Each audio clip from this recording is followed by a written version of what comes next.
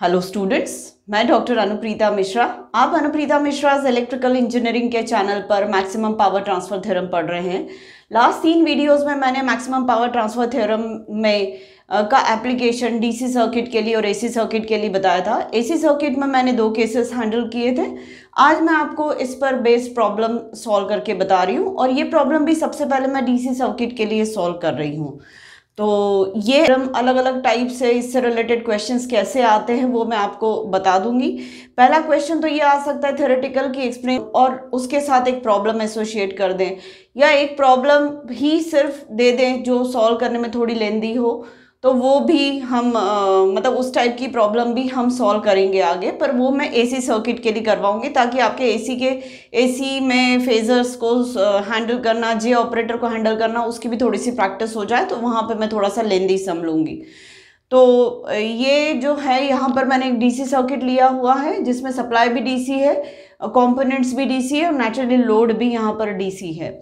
इस सर्किट में हमें आरएल की वो वैल्यू पता करनी है जिस पर मैक्सिमम पावर ट्रांसमिट होगी। कहाँ से? ये पूरा सिस्टम आरएल को मैक्सिमम पावर डिलीवर करेगा, ये वो आरएल की वैल्यू हमको चाहिए। और साथ में हमें कहा गया है कि उस मैक्सिमम पावर की क्वांटिटी भी पता करो। तो 2 चीजें हैं, फाइंड आरएल एट विच पीएल मैक्स अकर्स और दूसरा है ऑल्सो फाइंड पीएल मैक्स।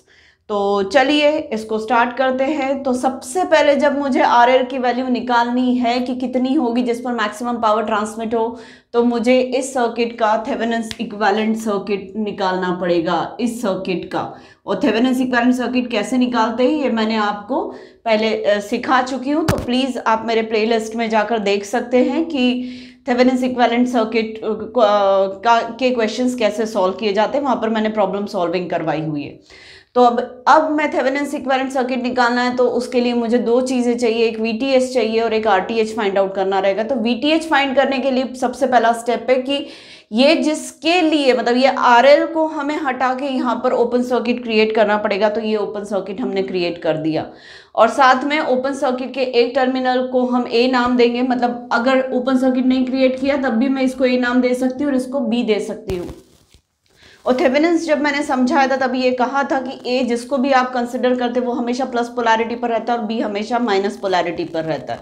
तो यहाँ पर मैं इसको ए क्यों दे रही हूँ और इसको बी क्यों दे रही हूँ? तो सिंपल सा रीजन है, सर्किट को देख के मुझे समझ में आ रहा है कि 10 वोल्ट्स की बैटरी की वजह से जितना भी करंट आरएल से फ्लो होगा ऊपर से नीचे की तरफ ही फ्लो होगा। तो ऊपर प्लस ही आएगा, नीचे माइनस ही आएगा। इसी ऊपर मैंने ए दिया है अल्फाबेट और बी नाम मैंने नीचे दे दिया है। ठीक है, आरएल को हटा दिया, उसकी जगह हमने A be open circuit terminal create कर दिया और ओपन सर्किट को मैंने ए और बी नाम दे दिया, या बिना उसके भी ए और बी टर्मिनल नाम दे सकते। तो ए और बी के बीच में मैंने ओपन सर्किट क्रिएट कर दिया, ऐसा भी बोल सकती हूँ। ये कर दिया। अब ये ओपन सर्किट वोल्टेज जो होगा यही आपका वीटीएच होता है। तो इसे फाइंड करना मतलब हम देख लेते हैं कि इसके अक्रॉस का वोल्टेज किस किस की वजह से होगा। तो इसके अक्रॉस का वोल्टेज जो होगा वो 6 ओम्स और 5 ओम्स के अक्रॉस के वोल्टेज ड्रॉप की वजह से ए और बी के बीच में वीटीएच वोल्टेज आएगा। अब इस सर्किट को देखकर समझ में आ रहा है कि 6 ओम्स में से कोई करंट नहीं बहेगा क्योंकि ये क्लोज पाथ फॉर्म ही नहीं हो रहा है। करंट किस में से बहेगा? सिर्फ और सिर्फ 5 ओम्स की वजह से। और किस सर्किट की वजह से या किस क्लोज पाथ की वजह से? इस क्लोज्ड पाथ की वजह से। तो ठीक है, इसमें से बहने वाला आई करंट मैं फाइंड कर लेती हूँ। तो वो आई करंट जो होगा 10 डिवाइडेड बाय 2 + 5 इतना हो जाएगा, मतलब 10 डिवाइडेड बाय 7 एम्पियर्स का आई करंट फ्लो होगा। अब ये आई करंट जब 5 ओम्स में से बहेगा तो कितना वोल्टेज ड्रॉप क्रिएट करेगा? 5 इंटू आई का, मतलब 5 इंटू आई का यानी 5 इंटू 10/7 का यानी 50/7 वोल्ट्स का वोल्टेज ड्रॉप इसके अक्रॉस 5 ओम्स के अक्रॉस आएगा। और यही का यही पूरा किसके अक्रॉस चला जाएगा? A be open circuit terminal के अक्रॉस। तो 50/7 वोल्ट्स वीटीएच वोल्टेज होगा या ओपन सर्किट वोल्टेज हम कह सकते हैं। अब मुझे आरटीएच पता करना है, तो आरटीएच पता करने के लिए मुझे इसी सर्किट को डीएक्टिवेट करना पड़ेगा। आप प्लीज़ मेरे थेवेनिन इक्विवेलेंट सर्किट कैसे पता करते हैं उससे प्रॉब्लम सॉल्विंग जो मैंने करवा के रखी है मेरे प्रीवियस वीडियोज़ में वो ज़रूर देखिएगा। तो इस सर्किट को मुझे डीएक्टिवेट करना पड़ेगा। इसको डीएक्टिवेट करना मतलब जो भी सोर्सेस लगे हुए, चाहे वोल्टेज सोर्स हो, करंट सोर्स हो, उनको जीरो कर दो। करंट सोर्स है तो जीरो करंट कर दो, इन्हें ओपन सर्किट कर दो। और वोल्टेज सोर्स है तो 0 वोल्ट्स कर दो, मतलब शॉर्ट सर्किट कर दो। तो ये वोल्टेज सोर्स है तो मैंने यहाँ पर शॉर्ट सर्किट क्रिएट कर दिया, मतलब इसको मैंने डीएक्टिवेट करके 10 वोल्ट से 0 वोल्ट कर चुकी हूँ। यहाँ शॉर्ट सर्किट आते से 2 और 5 ओम्स कैसे आ गए, पैरेलल में आ गए, और उनके साथ 6 ओम्स कैसे आ गया, सीरीज में। और ए और बी टर्मिनल से अंदर झांकने पर एब्स्ट्रैक्ट मैनर में जो रेजिस्टेंस नजर आएगा वही आपका आरटीएच होता है। तो आरटीएच किसकी वजह से होगा, 2 into 5 मतलब 2 और 5 के parallel combination plus 6 series combination की वजह से। तो इन दोनों का पैरेलल कॉम्बिनेशन 2 into 5/2 + 5 होगा और प्लस 6 ऐसा। तो टोटल जब हम इसको सॉल्व करेंगे तो 2 into 5 10, 2 + 5 7 + 6, टोटल सॉल्व करेंगे तो 52/7 ओम्स इतना ओम्स आएगा। और यही वो रेजिस्टेंस है, यही वो आरएल की वैल्यू होगी जिस पर मैक्सिमम पावर ट्रांसमिट होगी। क्योंकि आरएल की वैल्यू किसके बराबर होती है, हमेशा इंटरनल रेजिस्टेंस के, और यही इंटरनल रेजिस्टेंस है जिसको हम आरटीएच भी बोलते हैं सप्लाई सिस्टम का। तो सप्लाई सिस्टम का आरटीएच ही आर इंटरनल होगा। तो आरएल की वैल्यू कितनी होगी, यह लिखा हुआ है मैंने यहाँ पर। तो आरएल की वैल्यू कितनी है, 52/7 ओम्स। तो ये हमारी एक फाइंडिंग है जो हमें इस क्वेश्चन में फाइंड आउट करना था। नेक्स्ट हमसे कहा गया है कि find value of PL max. PL max की वैल्यू पता करनी, तो वो मैंने लास्ट वीडियोस में आपको पीएल मैक्स का एक्सप्रेशन डिराइव करके बताया था। वो VTH² 4 इंटरनल होता है। VTH² मतलब कितना हो गया, 50/7 का whole square divided by 4 into r internal कितना है, 52/7।